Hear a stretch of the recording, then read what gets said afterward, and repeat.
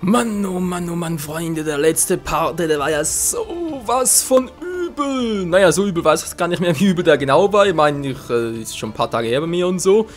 Aber ich habe nochmal kurz drauf geschaut, waren ja 60 Minuten, nicht wahr, etwa, und es waren ja die Apparate und ja, es war schon, naja, also, eine richtige Geduldsprobe. Naja, das war meine Ausdauerprobe, jetzt war erst mal hier, lustig, kann ich außerhalb des Spielfelds irgendwie anklicken, dann schlecht. Ja, die Frage natürlich, gegen wen fighten wir jetzt? Gegen Crow? Gegen wen sollen wir? Dunkler Schattensturm? Naja, wir können es mal versuchen. Ob wir uns dann mit anderen Dingen beschäftigen würden. So, zuck, zuck, zuck, zuck. Yeah. Ja, wir müssen was dagegen tun. Hey Michael, du scheinst gut zu halten. Was, willst du gegen mich antreten? Tja, okay, ich schätze, dass uns Duell bei unserer Konzentration helfen könnten. Okay, dann los, duellieren wir uns. Crow, der schräge Vogel. Ach du Scheibenkleister.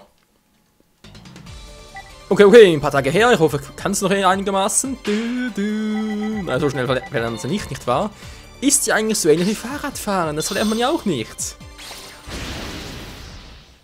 Das erinnert mich irgendwie an die Szene aus SpongeBob mit dem Fahrrad im Kochtopf drin. Ach, Menschenskind, ey. Was? Crow ist hart? Achso, spielt hart. Hatte gerade, hä? Da mal gucken nach, du Scheibenkreis. Wieso habe ich eigentlich immer oder öfters meistens einen Drachen plus. Ja, plus einen anderen hier, plus den da, Asyl des Feindes irgendwie auf der Hand, aber der Rest irgendwie, der fehlt. Shura, die ganz blaue Flamme. Ja, ist ja Feuer und Flamme, was?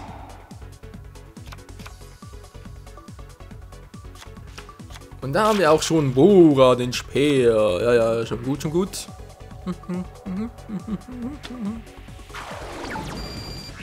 Und noch ein Bora, der Speer. Ich glaube, ich kriege ein Rad ab.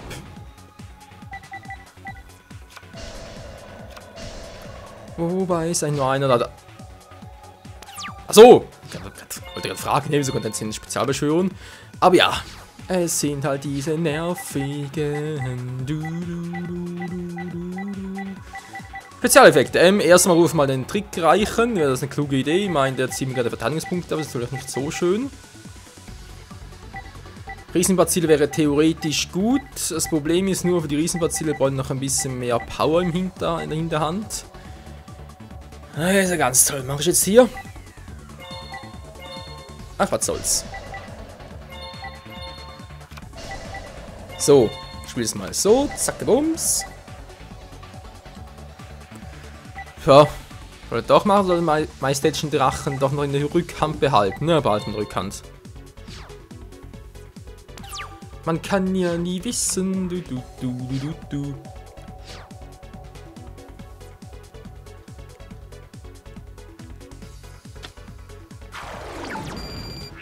Und noch eine Shura, die blaue Flamme. Ach du Scheibenkreis, alle meine Monster wieder futsch.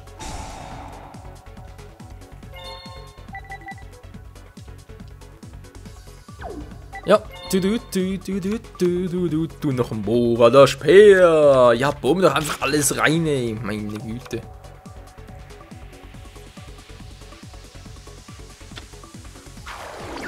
Hey, wir können noch anrufen. Da war jetzt einer auf dem Feld, oder habe ich jetzt einen Effekt überlesen? Ja, ja gut, okay, kann man natürlich schon so interpretieren. Scheibenkleister, ey.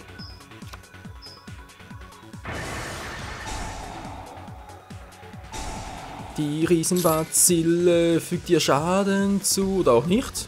Ja doch. Und da holt er noch so einen zurück aus Feld. Ja, Scheibenkleistermäßig.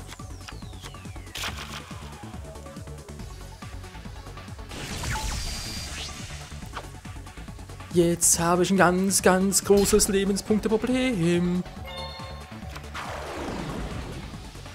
Der bereits 5 Monster auf dem Feld, der ist das übel. Okay, ja, ich kann mal sagen, mein Majestäntischer Drache kann sich verabschieden. Außer wird gleich irgendwie noch ein Synchro-Monster Level 3, also, Synchro schon. Empfängermonster Level 3 natürlich ziehen, dann wäre es was anderes. Aber 4. Mal so viel Glück habe ich gar nicht. Wobei Stufe 2 wäre auch cool, könnte ich nämlich noch ein Dingens rufen. einen schwarzen Rosendrachen. Der war jetzt ganz geil. Hätte ich auch nichts dagegen. Und nochmal ein Hurra der Speer. Immer diese dämlichen Bohrer. So, haben gleich viele Lebenspunkte. Aber ich fürchte nicht mehr für sehr lange. Denn gleich wird er mal wieder 3100 abziehen. Und das einfach nur, weil er so ein Penner ist. Nee, aber er hatte einen ziemlich guten Start im Gegensatz zu uns.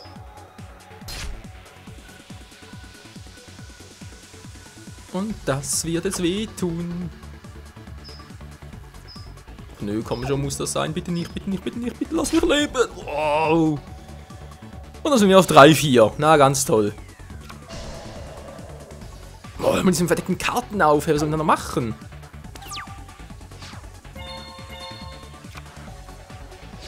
Riesentronade. Wobei mir das gerade sehr viel bringt. Obwohl, ich könnte den vielleicht abwerfen.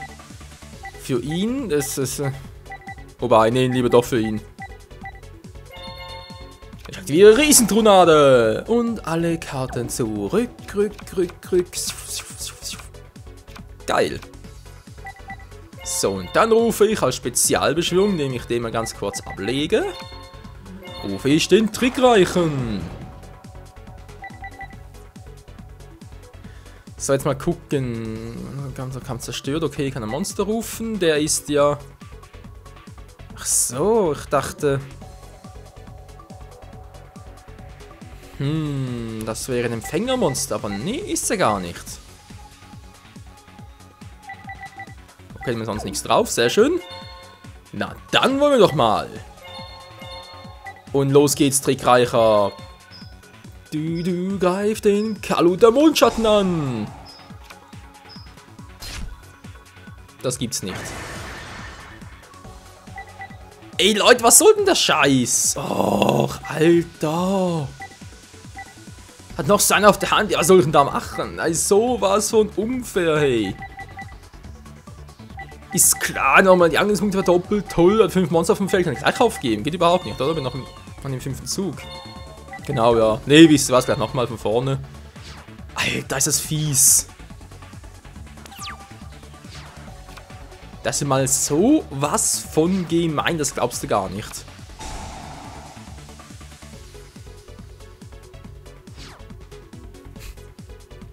Nee, das wählen mir gerade ein bisschen die Worte.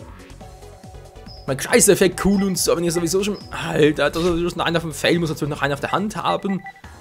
Also kannst ruhig sagen, Quote dann ist perfekte Startern. Also da, vor allem im Gegensatz zu meiner, also einfach nur... Gemein bis zum geht nicht mehr. Naja, immerhin ging es relativ schnell vorbei, sprich wir haben noch ziemlich viel Zeit. Oh, wart du nur, Crow, wart du nur, ey. Ja, aber es kristallisiert sich immer weiter raus, Freunde. Wir müssen den majestätischen Drachen rausnehmen. Das zieht einfach nicht mehr. Wir haben einfach viel zu wenig Support dafür, sorry.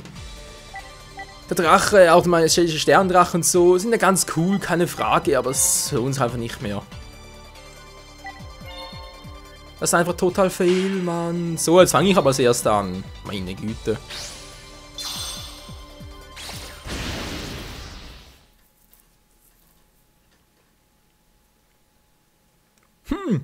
Du willst also spielen, wa?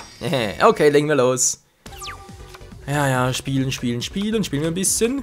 Mit Obelisken Peiniger, genau. Mit wem sonst?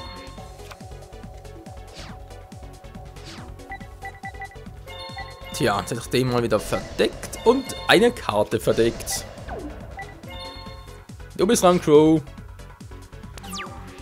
Weiter mir Freunde, natürlich die gleiche Strategie wie vorhin. Mit Shura und Bora.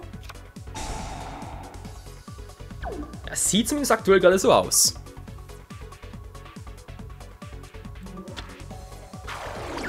Ach ne, ich habe erstmal Fane die Stahlkette. Was kann der schon wieder?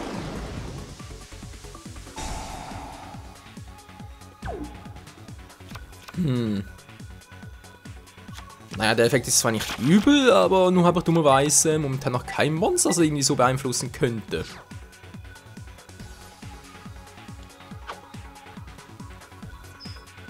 Wer wollte sagen, aber natürlich direkt an. Ist ja auch sein gutes Recht. Du. Bringt nix. Sonst verdeckt. Dann kann er es nicht switchen. Nee, das geht nicht. Du. So, erledigen wir erstmal seinen mystischen Weltraum-Taifun.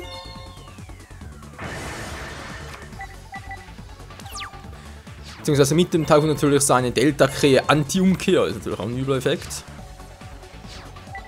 Und guck mal, ich brauche ziemlich viel Monster auf dem Feld, nicht wahr? Ja, okay, mach's mal so. Ich könnte jetzt zwar auch angreifen, aber das spare ich mir lieber. Du. So, da haben wir uns auf dem Feld. Das reicht fürs Erste, zumindest für mich. Denn gleich rufe ich Obelisk den Peiniger.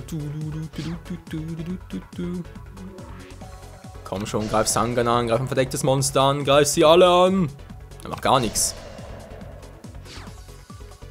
Wieso nicht? Will ich den Effekt von Riesbazil aktivieren? Ach, Menno. Na, okay, das geht ja auch so. Erstmal opfer ich den Captain und rufe den Geschütz zum Krieger. Kriegt zwar nur ein kleines Power-Up, aber immerhin. Stufe 5 ist nicht mal so wenig Angriffspunkte. So. Und jetzt Fein die Krähe, beziehungsweise die Stahlkette. Weg mit ihm. Dankeschön. Und mein Zug ist beendet.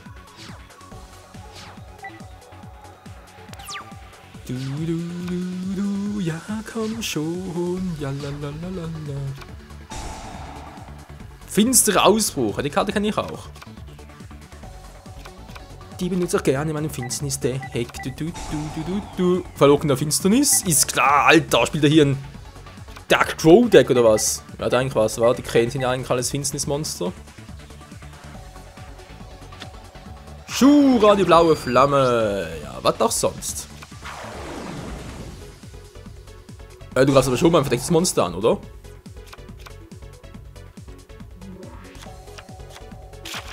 Bitte greif mal verdecktes und Sangan an, da wäre ich sehr happy. Du. Und uns ruft auch noch Boa der Speer. Der dir aber nicht viel bringen wird. Du. Oh, ja, so vielleicht schon.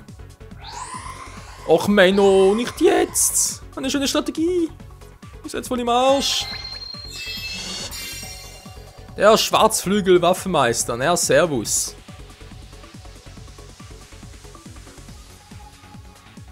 Ja, ist klar, Synchrobeschwörung. Jetzt kommt was richtig Hartes, du musst es ja wissen. Der hat weniger Punkte als mein Monster. Neue Animation, geil. Nicht schlecht.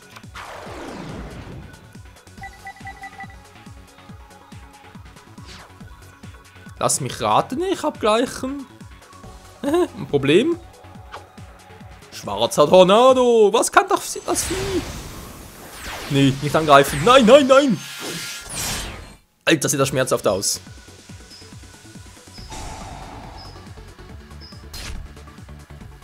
So, aber ouch. Tut's auch weh, aber ansonsten ist der Effekt eher lame. Ja, was nehme ich jetzt auf die Hand? Was man gut gebrauchen könnte, ist natürlich ein Gerümpel-Synchronisierer. Vor allem, wenn gleich ein Monster vernichtet wird. Ja, er macht genau das, was er will. Er macht genau das, was ich will.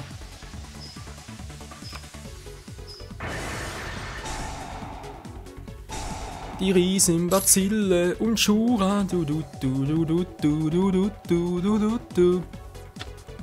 Und hier kommt... Ja, schon der Vogel. Den kennen wir auch nur zu gut. Du.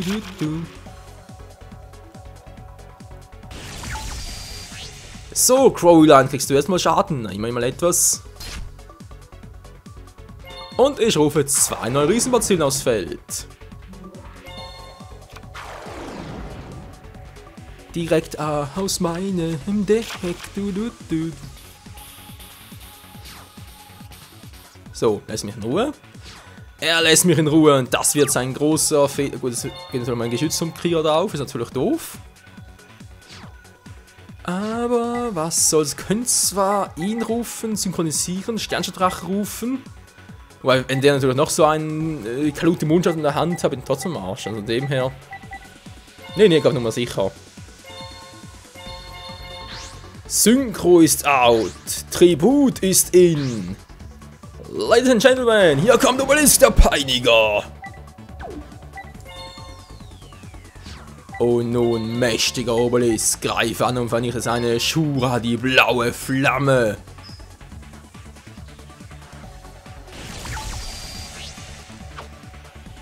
Puh, das war knapp. Ja, ja, sehr knapp. Jetzt hat er genauso viele Lebenspunkte wie ich. Du. Kann man was machen oder bin ich soweit? Ready for Takeoff. Natürlich bin ich das.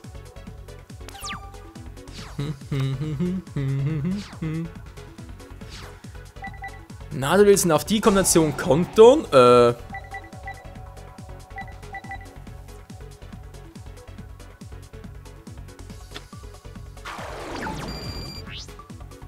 Ist eine schreckliche Vermutung.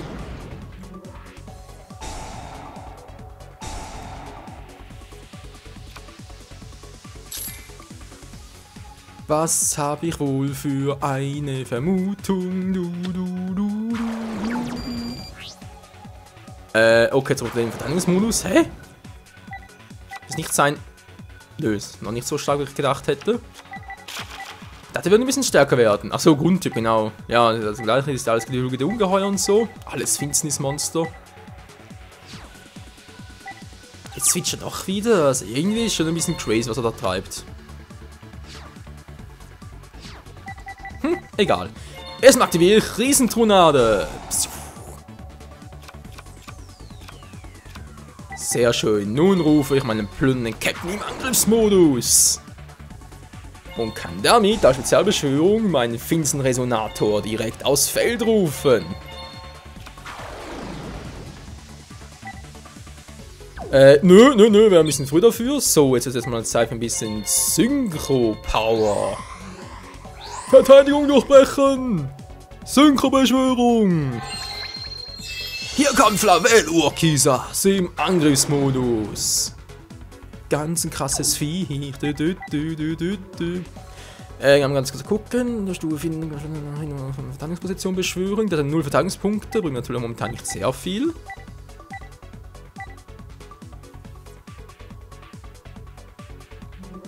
Ja, dann geht es nicht auf 0.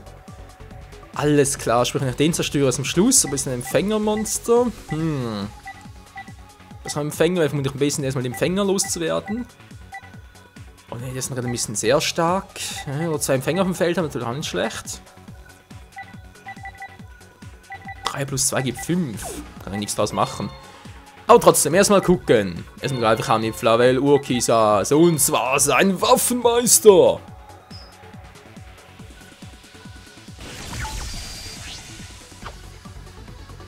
Ja, das tut weh. Und er kriegt den netten Power-Up. Geil. Und jetzt Obelisk der Peiniger. Ziehen weitere 2700 Lebenspunkte ab.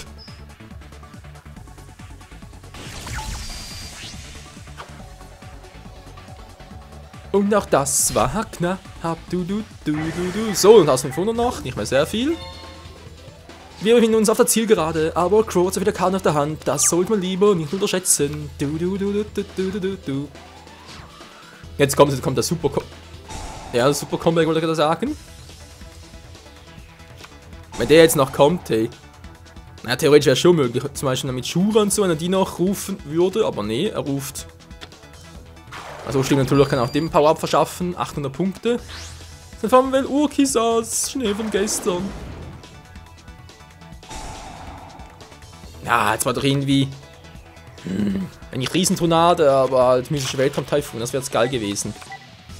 Ach egal, das wird auch so funktionieren. Alter, ist klar! Hey, wieso konnte er plötzlich seine Punkte verdoppeln?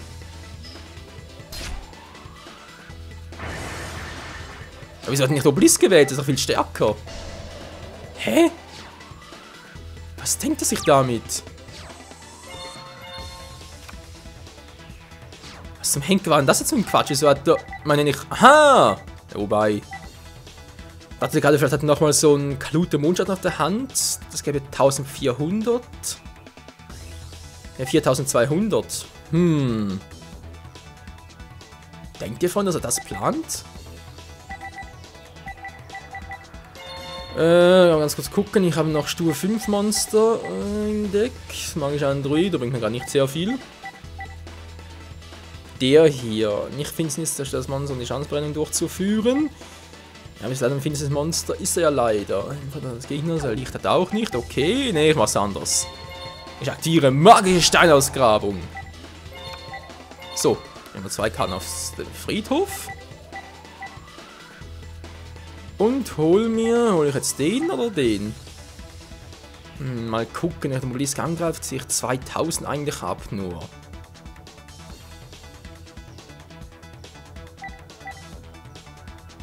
Sein Monster muss weg, das sind wir uns alle einen Riesentunnel einsetzen. Dann hat die Karte trotzdem noch und das wäre natürlich ein bisschen fail.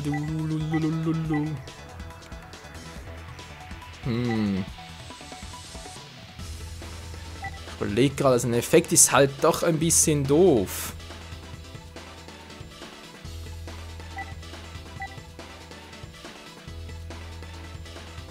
Ne, der muss weg. Das Viech muss weg. Also erst einmal aktivieren, mystischer Weltraumtaifun. Und finde ich das eine Verbundenheitszauberkarte. So, wenn die down ist, verlieren also den Monster ein bisschen Punkte und ich kann angreifen mit Obeliskenpannen. Jetzt muss er sein Monster aus der Hand, sprich Kalut, den muss er jetzt aktivieren, weil sonst ist er down. Und er ist, also entweder ist meine, ja, entweder gerade ein Fehler vom NPC, weil ja laut meiner Theorie müsste der Kalut noch auf der Hand gehabt haben, oder aber er hat es gar nicht mehr auf der Hand. Ja, wieso hat er denn? Verstehe ich nicht. Wieso zum Henker, den ich vorher Obelisk angegriffen habe? 5000 Punkte! Verstehe ich nicht. Das ist mir zu hoch, Mann. Mist, ich hab verloren. Du weißt genau, wie mein Gegner einschätzt. Du sollst ab und zu auch mal andere gewinnen lassen. Du hast beinahe gewonnen, du Spaßvogel, ey. So, wo gehe ich jetzt durch? Noch ein bisschen Aperolette drehen. 11 sieht doch sehr gut aus. Nein, noch mehr Schrotthaufen. Ich hab keinen Bock auf euch.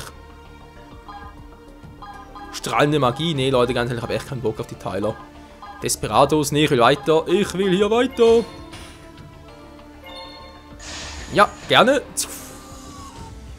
Erst noch ein paar Items einsetzen, beziehungsweise holen, bewegen. Ach du Scheiße, habe ich wieder... Ah, ist ein Staubdinger. Ah, Scheinkleister. 4. Ja, toll, es kann noch in eine Richtung gehen.